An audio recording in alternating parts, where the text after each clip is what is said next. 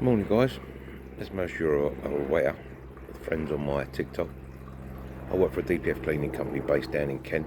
We do have mobile units, Kent, Surrey, Essex, London, but the workshop in Faversham, Kent is where we do mechanical repairs, servicing, brakes, odds and sods. But I don't know if many of you know what a DPF filter is. Most of you do. A diesel vehicle will have one of these fitted. Have a little watch of the video after my boring little speech, and it kind of explains what a DPF does.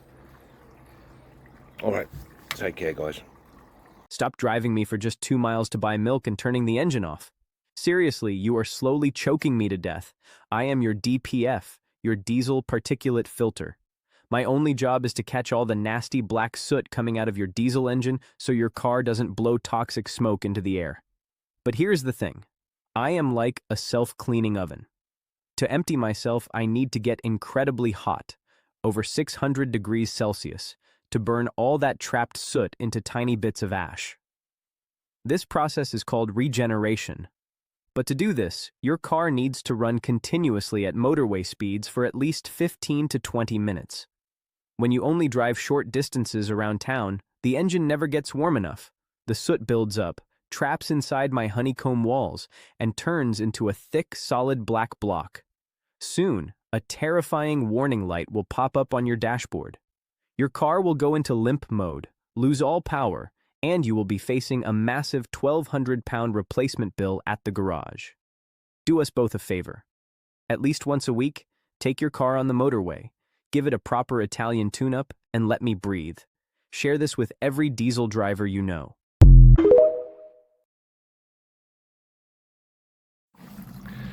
And there you have it. That explains a little bit what your DPF does. But yeah, if you get any warning lights come up, or the car goes in the limp mode, engine management lights, any strange sort of strong fumey smells, loss of power, could be your DPF that's blocked or blocking, or your DPF isn't regenerating.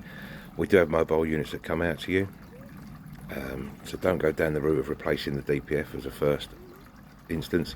That can be very costly and unnecessary. As I say, the mobile units will come to you, run a full diagnostic scan of all the components linked, make sure everything's operating as it should basically for the regeneration process. Take a pressure test of the DPF, make sure there's no cracks or damage, take a percentage reading of the soot load, and then perform a deep chemical clean. Once that's done, they retest it, make sure the values have dropped.